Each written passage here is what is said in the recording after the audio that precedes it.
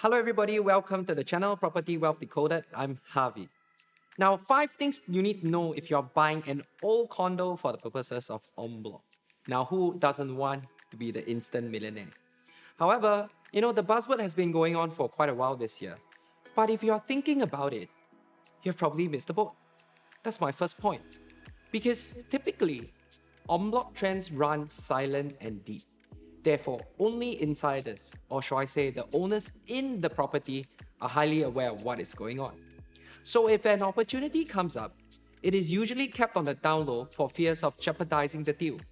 So most of the time, usually only residents themselves or the other affiliated parties, i.e. the property consultants or the lawyers, are aware, and even then, they keep the info very tight. Now, late buyers to a development who hope that they can get a good deal so that they can become instant millionaires typically forget one point, is that they may be penalized. Because if you have owned the unit for less than 3 years, you would still have to pay a seller's stamp duty. Now, this point, it did happen before in previous en blocs, and it was well documented in the press as well. Point number 2. If an en bloc attempt has failed, the property owners are restricted from launching another attempt for the next 2 years.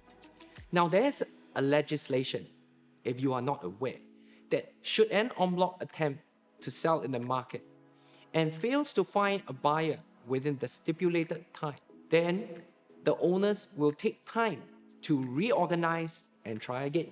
But there is a fixed timeline to that. You have to wait for another 2 years before attempting another collective sale. Now, this could play a very important role in terms of the person buying for an en bloc, because then the duration that you hold will typically lengthen. Point number 3, the psychology of waiting for the durian that does not drop. Now, me being Singaporean, I think this would probably be more interesting to use as an analogy. Now, the potential of an en bloc doesn't always equal to an actual en bloc. Now, why so?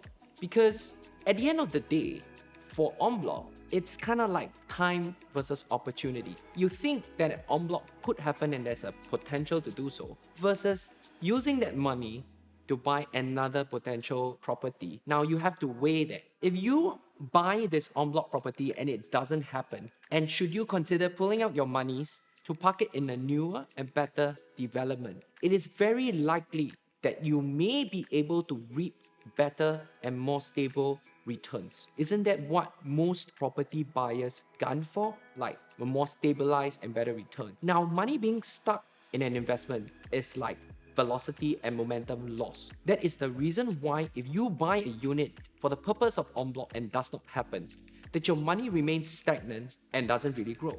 It is especially painful if you are younger in age. You are in that cycle of property investment that allows you to do a lot more leaps and bounds. So that's another reason for consideration. Point number 4.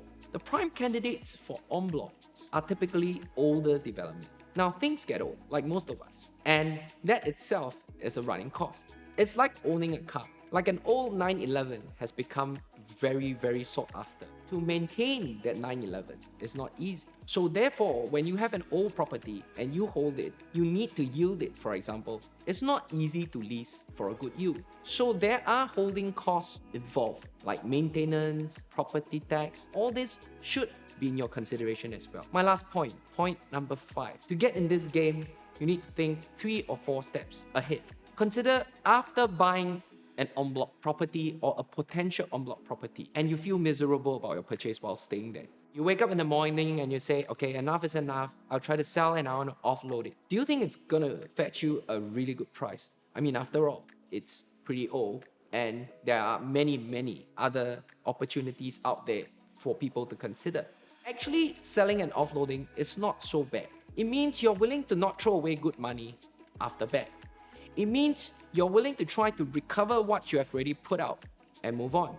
The scary part though is the sunk cost fallacy, whereby you have put good money into something and you continue to hold on to it. You have anchored your decision to past efforts that cannot be refunded, where once you are in this sunk cost fallacy, you will end up being caught out and you may not really know what to do next. So you may end up with period of indecision because you're hoping that what you're hoping for at the start will actually happen in the timeline that you want. In conclusion, purchasing an old development for the purpose of en bloc, it's like buying a lottery ticket. There is a chance that you could walk away a millionaire, but there is also a chance that you might not. However, given the amount of en bloc deals happening every single cycle, about the number of en blocs that did not happen as well, I would say that your chances could be slim and rare. Now, if you like what you've heard so far about the content, feel free to like and subscribe, and see you for the next episode of Property Wealth Decoded. Thank you.